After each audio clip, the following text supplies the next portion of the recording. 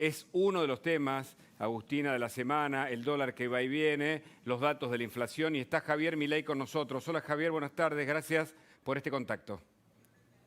¿Qué tal, Hugo? ¿Y qué tal, Agustina? Siempre es un gusto hablar con ustedes. ¿Lo peor está por venir o lo peor ya pasó, Javier?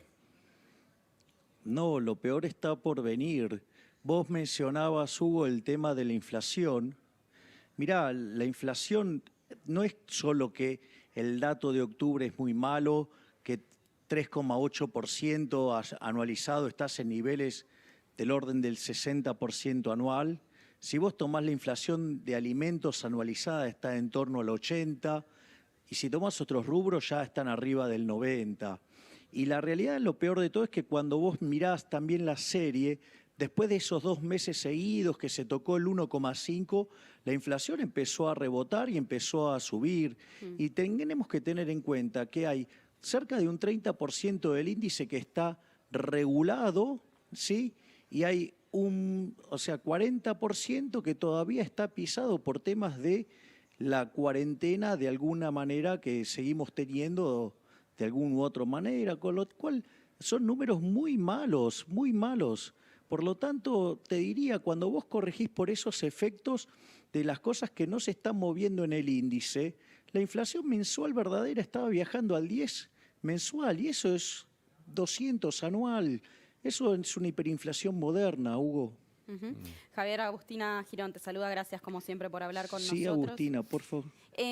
Lo decíamos recién, ¿no? Los números de octubre fueron los peores del año hasta el momento.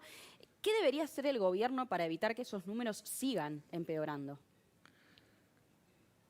Bueno, en principio Argentina está en una situación tan delicada que el programa de corto plazo no puede diferir del programa estructural o de largo plazo, por decirlo de alguna manera. Vos ahora te encontrás en una situación tan límite donde Argentina lleva metiendo parches tras parche. Entonces, si Argentina, digamos, ya no tiene más chances de tirar la pelota para adelante, por lo tanto, inexorablemente tenés que hacer buena política económica, y hacer buena política económica tenés que enfrentar un conjunto de reformas. Hay 3 que son básicas para que la economía empiece a crecer, que es la reforma del Estado. Para poder bajar impuestos vas a tener que bajar el gasto público. Claro. Por otro lado, vas a tener que modificar el sistema laboral hacia adelante. No puedes tocar los derechos adquiridos, pero como tenés más de 6 millones de personas que están fuera del sistema, tenés que hacer algo con el tema laboral. Y por otra parte, vos, digamos, una vez que haces esas 2 reformas, podés empezar a competir, ¿sí? A abrir la economía. Eso lo que va a hacer es que vos durante muchos años vas a poder tener una fuerte tasa de crecimiento. Y eso después te permite abordar otro tipo de reformas, por ejemplo, hacer bien la reforma previsional, ¿sí? Para que vos arregles el agujero fiscal que te genera, que son 3 puntos del PBI y creciente, sí, pero sin afectar los derechos de los jubilados presentes. Y bueno, digamos, tenés en la segunda generación también tenés la reforma de la coparticipación, donde debería ser eliminada. Deberíamos volver a la idea original de Alberdi de la correspondencia fiscal, ¿sí? Y bueno, y después ya tenés las reformas de tercera generación, como ser la reforma en temas de educación y temas de salud, y ni que hablar en los temas de seguridad. ¿Qué opinás de la gestión de Guzmán, que ahora parece más acorde al fondo, dispuesto a hacer un ajuste? Digo, no hay más IFE y algunas otras medidas que son contradictorias con lo que decía hace algún tiempo. Bueno, nosotros hemos sistemáticamente sostenido que era un muchacho muy poco serio, no solo que no estaba a la altura del cargo, sino que era profundamente contradictorio. Recordemos que cuando arrancó, él dijo que no iba a hacer un ajuste, ¿sí? Y al poco tiempo mandó un ajustazo con impuestos de casi 2 puntos del PBI, esperaba recaudar. Y cuando al Caradura le preguntaron por eso, él dijo que efectivamente no había ajuste, porque no se tocaba el gasto público. Entonces, lo primero que hay que comprender es que, digo, él es muy funcional a la oligarquía política. Ajá. Es parte del problema de Argentina. Es decir, él no ve un problema en el gasto público. Es decir, para él es ese tipo de economistas que el gasto público es intocable y que siempre, digamos, o sea, mira, había una frase de Ronald Reagan que era genial. Vos cuando en el sector privado te equivocás y gastás de más, quebrás. Cuando vos estás en el Estado te pasa la factura. Y este pibe, ¿me entendés? O sea, vive pasándole la factura de sus errores al sector privado.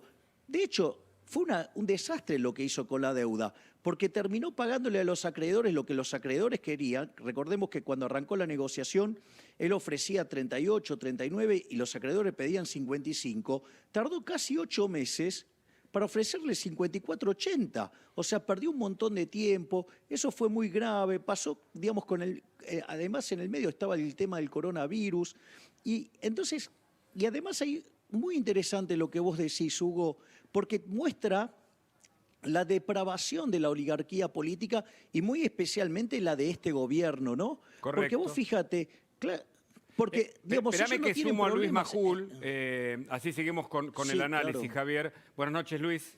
Hola, buenas noches, Agustino. Buenas noches, Hugo. Buenas noches, Javier Milei. Gracias por estar. Mira, yo te propongo que termines de redondear esto. Después nos despedimos de Especial Domingo y la seguimos en La Cornisa, que tenemos un programa muy potente y veo que estás calentando motores, ¿sí? Pero termina con la idea, Javier, dale. Es que a mí me parece una depravación, ¿sí? Fíjate lo que estuvo haciendo este gobierno. Ahora, digamos, o sea, va a sacar el IFE. A ver, en cualquier parte del mundo todas las asistencias que se dieron fueron transitorias. Ahora, ¿pero por qué fueron transitorias? Porque las cuarentenas fueron cuarentenas razonables en términos de tiempo, en términos de profundidad. Argentina tuvo, aun cuando se le avisó al presidente que esto era una aberración, hicimos la cuarentena más larga y más profunda del mundo. ¿Por qué el resto del mundo puede recortar estos programas? Porque el mundo se está recuperando en B corta. Ahora Argentina empezó a hacer una B corta, pero el brazo derecho se le amputó. ¿Por qué se le amputó? Porque la cuarentena tan larga y tan profunda llevó a la quiebra a muchísimas empresas, destrozó 3,6 millones de puestos de trabajo. Entonces, ¿cuál es el problema? Si ahora además le vas a quitar el IFE a la gente, digamos, estás generando las bases de un estallido social. Ahora, Javier, entonces vos decís que hay que mantener el IFE, aunque genere más emisión, y hay que mantener también los programas de ATP, aunque genere más emisión. No, lo que yo digo es que para darle contención a esa gente deberían haber hecho lo que se debería haber hecho desde un primer momento, que es recortar otras partidas que no han querido recortar, básicamente porque de ahí roban, Luis, ese es el punto. A ver, lo voy a decir claro, está el estudio del BID y no me voy a cansar de mencionarlo. La ineficiencia técnica en el peor región del mundo es América Latina, con 4,4% del PBI. Argentina tiene 7,2%. Mirá si no podrían haber tocado de ahí. Y no solo eso, sino que además de esos 7,2, 5 puntos son de robo. Entonces, digo, deberían haber dejado de robar para dar justamente estos programas. Ahora que quebraron al sector privado, que dejaron un tendal de empresas en el aire, digamos, que dejaron un desempleo enorme, porque el verdadero desempleo no es 13%. Cuando uno corrige por el efecto desaliento, el verdadero desempleo en Argentina 29. es 30%. Bueno, por eso, digamos, y va a ser peor, Luis. Entonces, ¿sabes lo que pasa? Es decir, ahora, vos, después de haber generado este desastre, ahora, ¿qué le vas a decir a la gente? Bueno, mire, ahora arréglese porque los números no me dan y ahora tengo miedo que me estalle la situación y ahí se me va a complicar políticamente. Mirá, se le va a complicar políticamente de todas maneras. O sea, si no ponen en caja las cuentas fiscales, van a generar un desborde, digamos, de emisión monetaria que va a terminar explotando y que ya empezó a explotar, ¿sí? Y si no lo hacen, y lo hacen tocando, digamos, las cuentas de la gente, ¿sí? Que tiene que ver con las partidas sociales, le va a estallar por otro lado. Ahora O sea, vamos ¿qué a quiere hablar decir de esto? eso, Javier. Ahora yo te quiero preguntar, no quiero dejar pasar, porque la verdad que sos una máquina de tirar datos y está muy bien eso, pero yo no quiero, hoy no te voy a dejar pasar, no, en el buen sentido, ningún dato. Dijiste que por lo menos el 5% del presupuesto es afano, es robo, es choreo. ¿Me das ejemplos? Bueno, por ejemplo, el impuesto inflacionario, digamos, vos tenés 10 puntos del PBI, es más, tenés de demanda de dinero, M1 es 13 puntos del PBI, con una inflación del 50%, esos son 5 puntos del PBI que te roba la corporación política sin ni siquiera que pase por el Congreso. Y eso no están en los otros, porque los otros están mezclados, por ejemplo, en los sobreprecios de la obra pública, en los subsidios, en las transferencias discrecionales a provincias y de provincias a municipios. Ahí me quiero detener, Javier, ahí me quiero detener. Quedamos en los 5 puntos del presupuesto que es choreo. Porque hay mucho tole-tole con el presupuesto y la mano que metieron tanto Cristina, dicen algunos como más a otros. ¿Me esperás un segundito, por favor? Sí, claro, ¿Y obvio. la seguimos? Agustina Girón. Sí, es un escándalo que hacen. Claro que sí. Agustina Girón, Hugo Machiavelli, un programón hicieron hoy, muy interesante, muy divertido, desde Gracias, Luis. Coppola hasta las piruetas que hizo Javier Hermoso en el Rosedal, estuvo muy divertido todo. Nos vemos el domingo que viene, ¿sí? Y nos despedimos, y después de la despedida, así arranca la cornisa. Con Milei, ya está Federico Andajasi, ya está María Julia Oliván. Programón tenemos hoy. Quédense. Sigo entrevistando a Javier Milei. Javier, la pregunta entonces que te estoy haciendo es, ¿hay una guita de corrupción en el presupuesto que dibujaron Cristina y otros? Bueno, vos sabés que hay muchas formas que tiene el sistema político para robar. Uno tiene que ver con la obra pública. De hecho, yo sistemáticamente he estado proponiendo hacer un sistema de iniciativa privada a la chilena que justamente lo que hace es evitar el robo. Bueno, es una cosa como que le estés hablando a las paredes.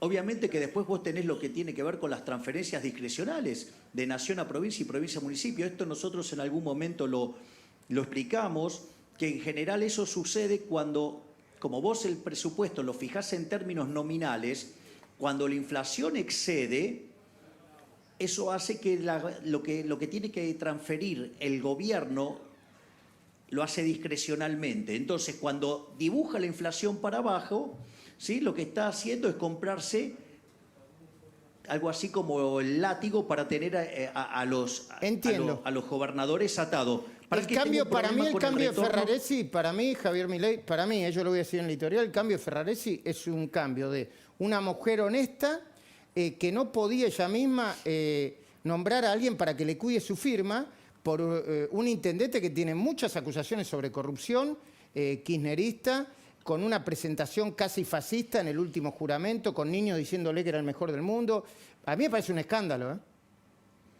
No, claramente es un escándalo, pero a ver, este gobierno, digamos, o sea, no nos sorprende nada. Este gobierno ya tiene una historia, digamos, sobre robar y ya sabemos la historia de la jefa de la banda, así que mucho no hay que agregar acá. Lo que podríamos discutir es, digamos, si a vos te parece, el nuevo desastre que quiere causar Argentina, que puede terminar de destruir a la economía argentina definitivamente. ¿Y cuál sería el nuevo desastre? ¿Con qué? A ver, ¿con el nuevo acuerdo de fondo, con los ajustes, con el presupuesto? ¿Con qué últimas medidas? Con lo que tiene que ver con el sistema previsional. Hay que tener en cuenta, esto es muy importante porque esto afecta al ahorro de la economía, por ende afecta a la inversión y por ende afecta el crecimiento a futuro, y lo que va a hacer es multiplicar la pobreza como nunca en la historia argentina, cosa que ya empezó a hacer. A ver, Argentina tenía el sistema previsional, el que lo destruye originalmente es Perón, yendo a un sistema de reparto copiado básicamente del sistema de Alemania, que era una estafa, ¿no? ¿Por qué? Porque en realidad el sistema ese era que a vos te prometían jubilaciones a los 65 años y la expectativa de vida era de 40. Entonces, ¿qué hacían? Se la gastaban toda. Bueno, eso terminó de colapsar a fines de los 80, durante el gobierno de Alfonsín, a los inicios del gobierno de Menem, y eso generó una reforma del sistema previsional que fue hacia el sistema de capitalización. ¿Qué pasa? Cuando las cosas se estaban normalizando, como el señor Néstor Kirchner era un piromaníaco del gasto público, le gustaba gastar, en el 2007 trató de nacionalizarlo, volver a tener el sistema de reparto. El 90% de la gente que dijo que no, entonces apareció Vudú, ¿y qué hizo? Le regaló la reforma del sistema previsional, que fue, nos metieron de vuelta a todos en el sistema de reparto. A partir de ahí empezaron a gastar discrecionalmente en cualquier cosa y empezaron a destrozar el fondo de garantía de sustentabilidad. Digo, un gran emblema de ese destrozo, por ejemplo, fue Bocio, ¿no? Que andaba por todos lados jactándose de que hacía rendir ese fondo 16% cuando la inflación promedio fue del 30%. Es decir, un desastre. Entonces, eso quiere decir que de donde vos tenías que sacar fondos, por ejemplo, digamos, generaba pérdida en términos reales. Pero a eso le tenés que sumar las aberraciones que hizo Cristina. Por un lado, casi duplicó la cantidad de jubilaciones, dándole jubilaciones a gente que no hizo aportes. Cuando vos tenés un sistema de reparto y hay una torta y vos tenés para repartir ahí, si vos ponés más manos, bueno, las porciones cada vez van a ser más chicas. Y como eso no le alcanzó, además, si vos te acordás, Luis, se mentía la inflación en Argentina durante el kirchnerismo. ¿Cómo no me voy a acordar? Entonces, ¿qué es lo que 2006? pasó? Exactamente. Entonces, ¿qué es lo que pasa? Ante esa situación, ¿qué es lo que hizo el kirchnerismo? Creó una fórmula que servía para esquivar el tema inflacionario. Entonces lo pusieron en función de la recaudación y en función, ¿sí?, de los salarios. Y eso generó, durante los últimos 4 años del kirchnerismo, pese a que el PBI per cápita en Argentina cayó, las jubilaciones subieron 20% en términos reales. ¿Qué es lo que terminó haciendo Cristina Fernández de Kirchner? Quebró el sistema previsional y genera un déficit de 3 puntos del PBI creciente en el tiempo. Y si vos no modificás eso, vas a destrozar la economía porque vas a destrozar el ahorro, no va a haber inversión, ¿sí?, digamos, y no va a haber crecimiento y por ende va a haber más pobres. Ahora, eso lo trató de corregir el gobierno de Macri, ajustando la fórmula, y terminó con 14 toneladas de piedra en el Congreso, y ahora quiere volver a la misma fórmula.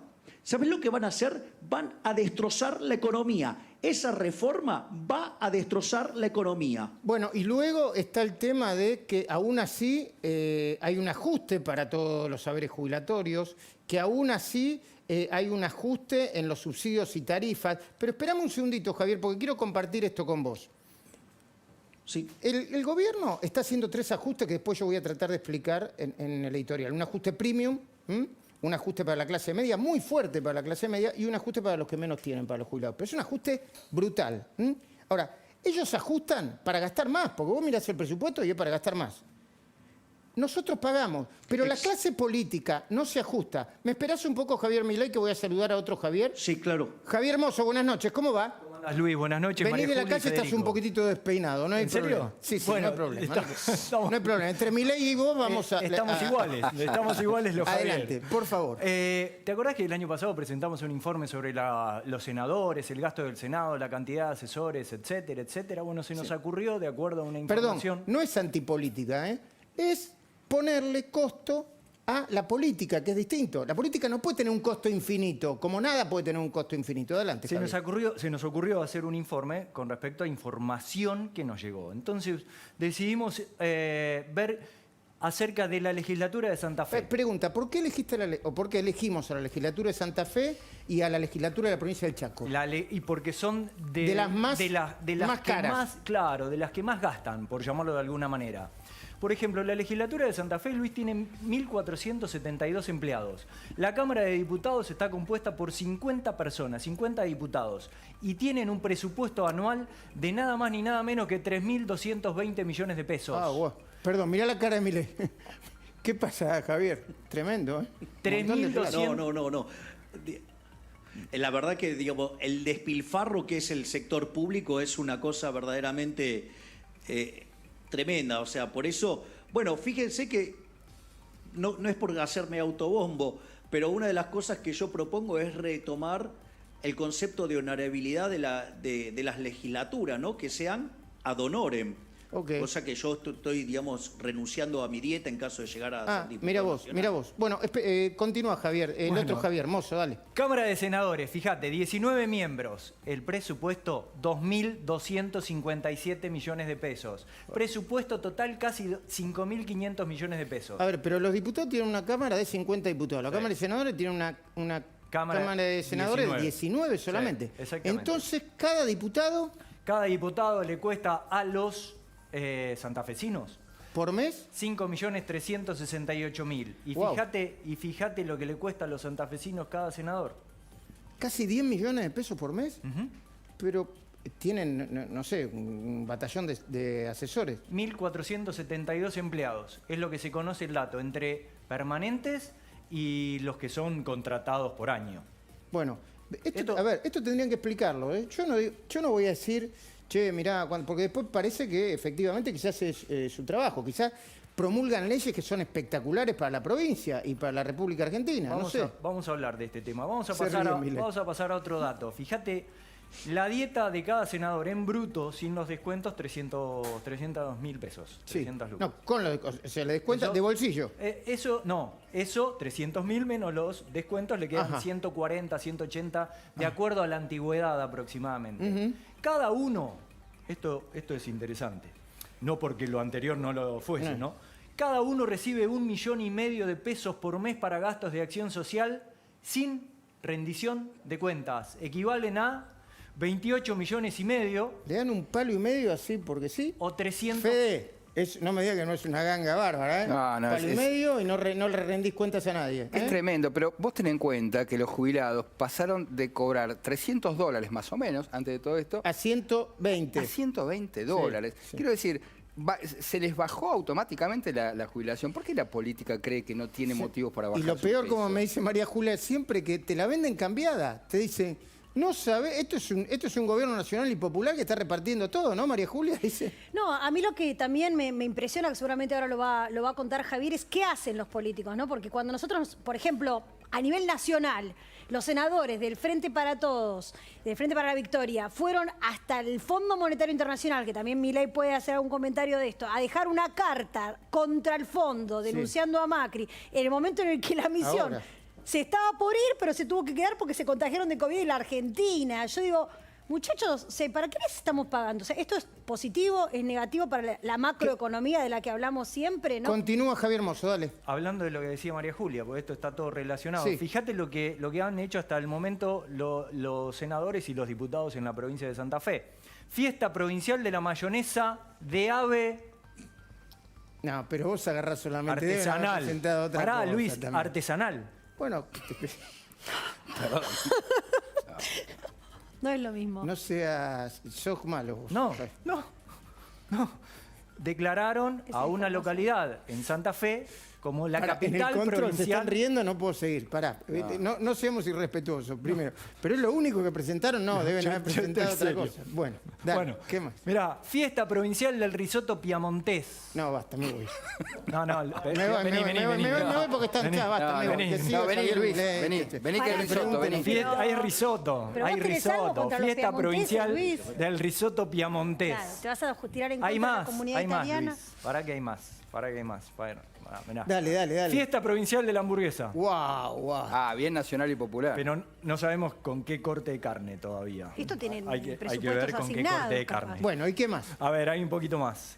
La legislatura de la provincia de Santa Fe sanciona, declárese en el artículo 1, la capital provincial del queso a la ciudad de Totoras. Pero espera, y después pero el domingo que viene me trae los proyectos de ley posta. Dale.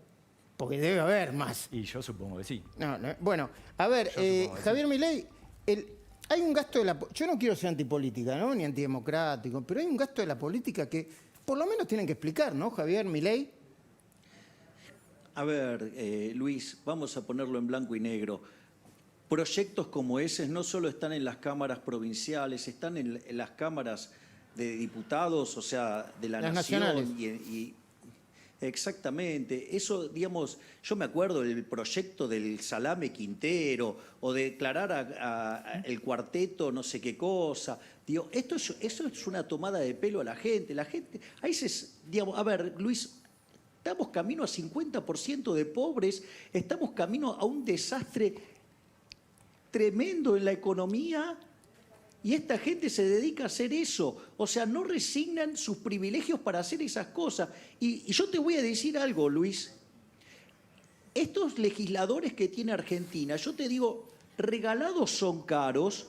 Y es más, si vos le pagaras el sueldo y no fueran, aún así sería mucho mejor. porque después cuando sancionan leyes que hacen tremendo daño. Digo, ahora van a venir con el impuesto a la riqueza, van a causar un daño enorme. Están generando que ya se fueron 1000 empresarios a Uruguay. Entonces, el problema es, ¿quién va a poner el capital para producir? Porque esto es muy fácil. Suponete lo siguiente, vos tenés una empresa que hace pozos. Si vos tenés una retroexcavadora, sí vos podés pagar salarios altos. ¿Por qué? Porque justamente eso es lo que genera el capital, que vos puedas pagarle a los trabajadores altos salarios. Ahora, si vos combatís el capital y el capital se va, la gente va a tener que hacer los pozos con palas. ¿Y sabes cómo va a ser el sueldo? Va a ser miserable. Bajo, claro. Entonces, si no entendemos eso, ¿me entendés? Nos vamos a seguir empobreciendo. Si ya no da más esta economía. Y Alberto Fernández, con esta cuarentena cavernícola, le terminó de pegar un golpe de gracia.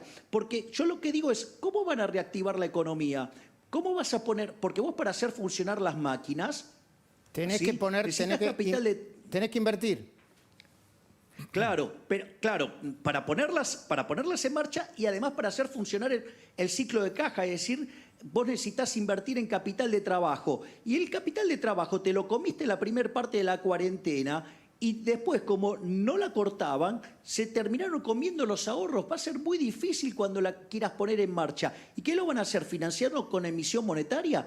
Van a generar tanta emisión monetaria que van a generar un desastre inflacionario. Recordá que la cantidad de dinero este año, mira, yo lo voy a poner en dólares para que tengamos ideas de los desastres macroeconómicos que tenemos. El déficit fiscal, sí, medido en dólares, es de 30.000 millones de dólares. El déficit del Banco Central son 10.000 millones de dólares. ¿Con qué querés que lo financia? Con emisión monetaria. Claro que sí. Por otra parte, la gente repudia el dinero. La gente no quiere tener dinero. Pesos. A ver, en lo que va del año...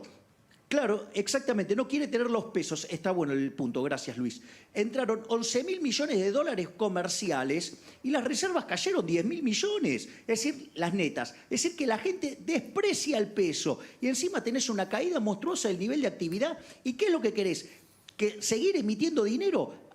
Bueno, ¿por qué crees que sube el dólar? Porque están viendo ese desastre. Porque cuando vos tenés un desequilibrio monetario de esas características, cae el poder adquisitivo del dinero y todos los precios expresados en unidad monetaria suben. Entiendo. Bueno, el dólar es un precio más. ¿Te puedes quedar ahí un segundito, Javier Milei, si no estamos Pero obviamente, abusando de tu tiempo un fin de semana? Terminá con es un placer para mí. Bueno, termina con el informe, Javier, por favor. Acerca de la perpetuidad de los funcionarios. Hay un senador provincial en Santa Fe que está desde el año 91. Ah, mira vos. Salvo 4 años desde el 91 para acá. Después Dale, estuvo- legislatura del Chaco, vamos. Fíjate lo que son, 32 diputados, presupuesto 3.292 millones de pesos. Cada diputado cuesta 8.570.000 pesos por mes. Tiene 64 empleados cada legislador, por llamarlo de alguna manera, porque son una recontra 2.048, pyme, ¿no? 2.000, ya lo creo, 2.048 empleados que tiene la legislatura chaqueña. Muy bien, ¿algo más? Sí, un agradecimiento Dale. breve porque mucho nos colaboró con esta información. Guillermo Lanfranconi es un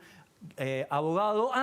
Perdón. Yo pensé que cuando apareció Guillermo Lanfranconi, digo, pero ese es Capitanich. No, claro, nosotros hicimos un informe hace un par de meses relacionado con Capitanich y la inmobiliaria. Bueno, ¿qué es lo que trató la legislatura de Capitanich, la legislatura chaqueña, quiero decir?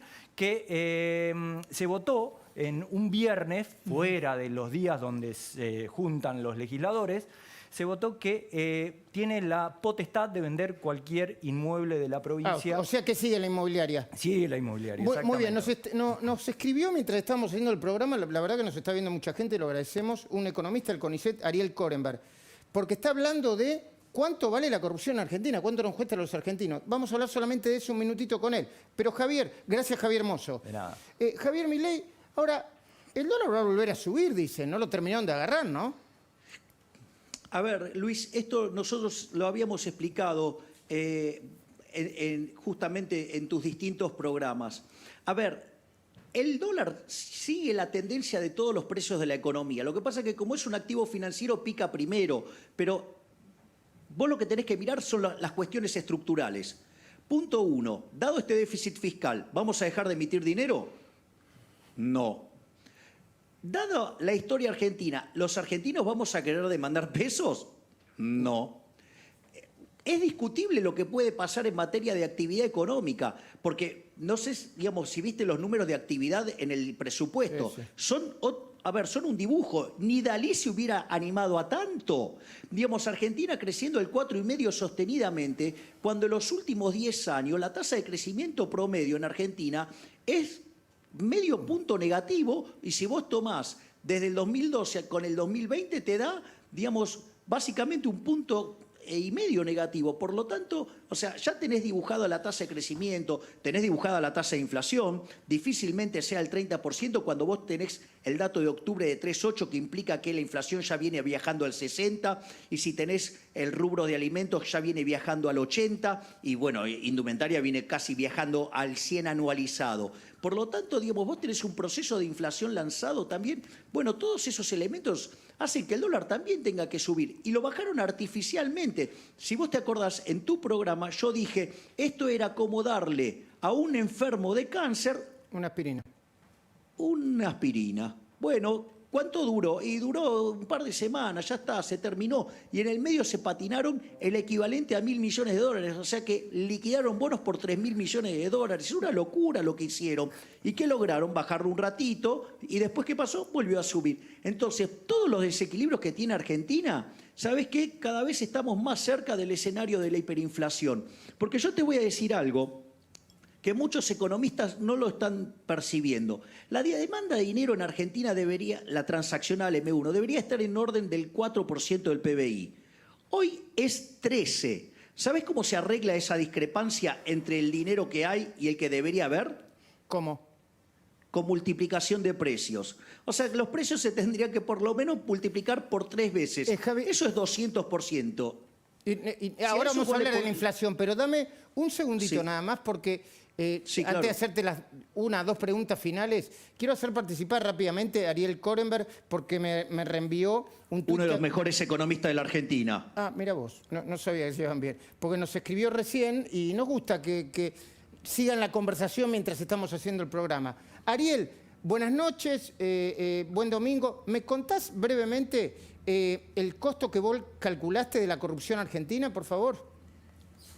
Sí, hace 2 años, en base a los testimonios de los cuadernos, compilamos la inversión pública y los subsidios a energía y transporte, y le aplicamos los sobornos denunciados por los empresarios en el caso Cuadernos. Y en ese sentido, en su momento, en el 2018, a precio de 2018, acumulaba en 11 años 36.000 millones de dólares, unos 3.000 millones de dólares por año, que sería acumulado, porque la cifra que dio Javier, que estuvo muy bien ahí recordando la cifra del BID, es anual. Lo que nosotros calculamos es un 7,5% del producto. Lo que quería señalar, Luis, que ese número no es gratis. Ese número hoy Argentina lo podría tener en términos de ahorro en las reservas del Banco Central, que no tiene nada. La reserva neta del Banco Central, Javier debe tener mejor la cifra, incluso hasta serían negativas. Son 2.000 negativos, Ariel, querido. ¿Cómo estás? ¿Qué haces? Son 2.000 negativas. 2.000 negativas. Si vos comparás esta acumulación de sobornos y coimas sobre obras públicas denunciadas por los empresarios en los cuadernos de Centeno, pero dando testimonio en la justicia, aplicando a la inversión pública, tal como en su momento el secretario de Obras Públicas, José López, denunció en la causa, que abarcaba no solo la obra pública nacional, sino la provincial y municipal, que son más o menos 2/3 del total de la inversión pública en Argentina, más los subsidios de energía y transporte. Eso equivale a más de 30 veces, ya es infinito, porque tenemos reservas netas negativas. ¿Ok? Entonces, el tipo de cambio para la gente hoy sería mucho más bajo.